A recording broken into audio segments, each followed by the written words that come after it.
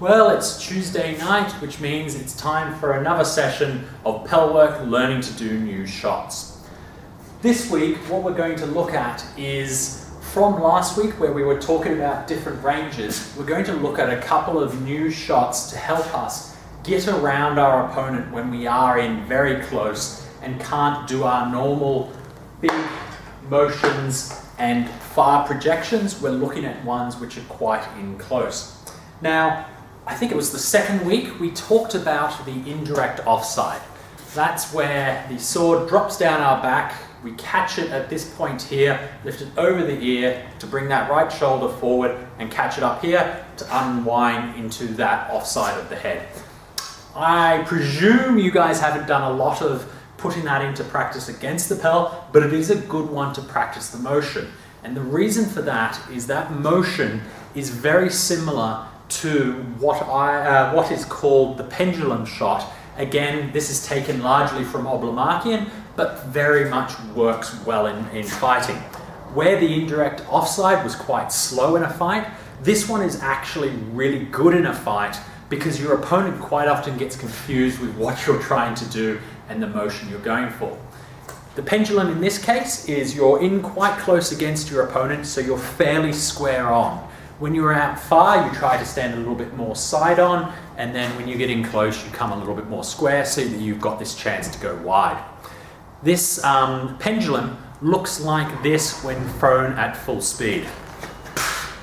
All right, and what you'll see there is that the sword, which is either back here behind your head or has moved up to this guard position, again, because you're in close, you're looking for quick people are going to likely throw quick shots at you, so bringing this sword slightly forward is a good idea. With this one, what we're doing is we're dropping that hand down behind our back and using a small hip flick to actually just get that sword moving. We're very loose in the hand, and that allows us to just do this kind of motion, a bit like a hula hoop, a bit like a swinging of a stick around the back of our head, which is basically what we're doing. And what that allows us to do is to generate a bit of power as that sword is going up. So that's the motion we're going for.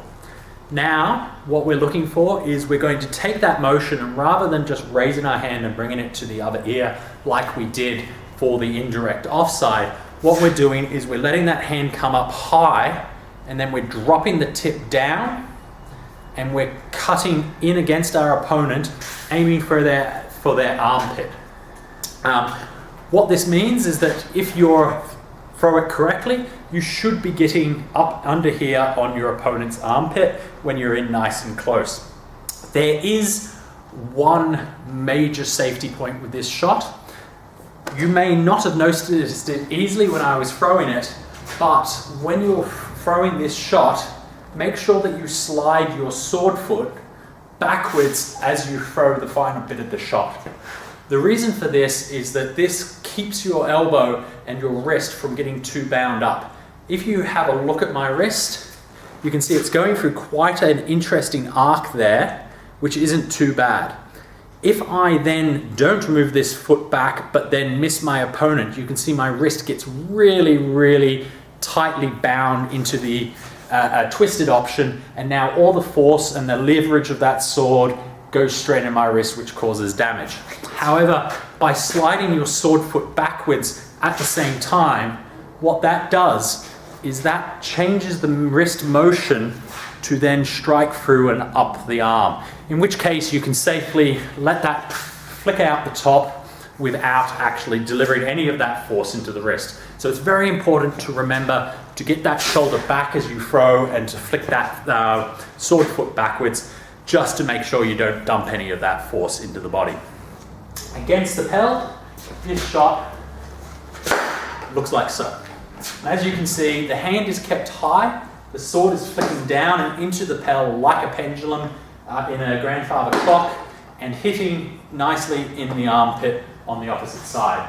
With a shield in the way, what you'll need to do is you'll need to bring that shield back in slightly close to you so that you can run that sword along the front edge of your shield and use it as a kind of guiding landing pad to actually get into the person's armpit.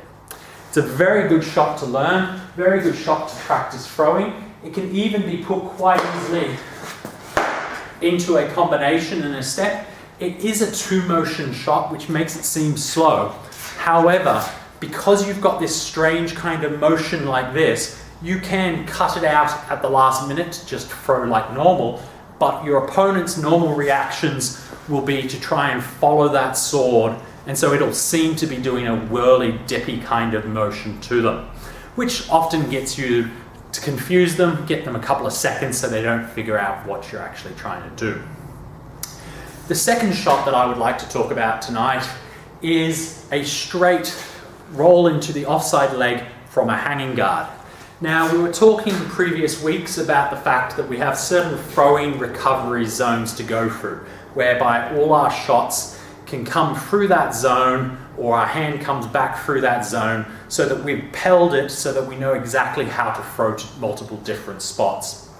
This shot uses the hanging guard. This is the classic hanging guard to protect that side of the head. So if I throw an offside shot, I will usually withdraw back over through that hanging guard. If I throw an onside, I can flip over quickly to get that hanging guard if my opponent's coming this way.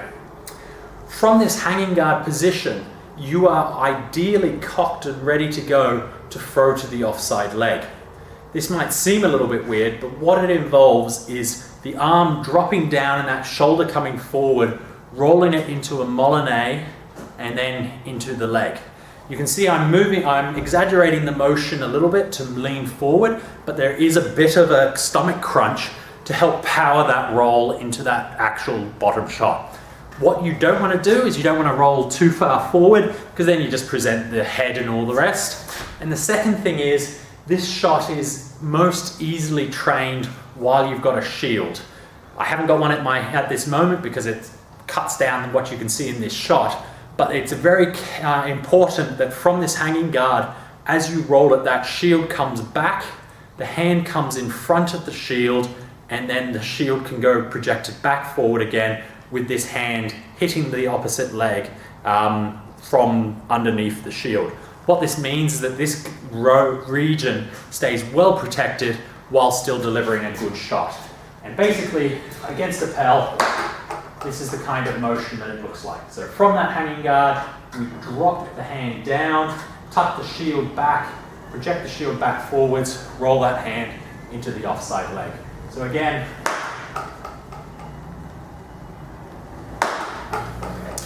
it is a little bit of a dropping shot, so you need to draw across the body slightly just to ensure that it does hit into the leg and doesn't just run down the leg.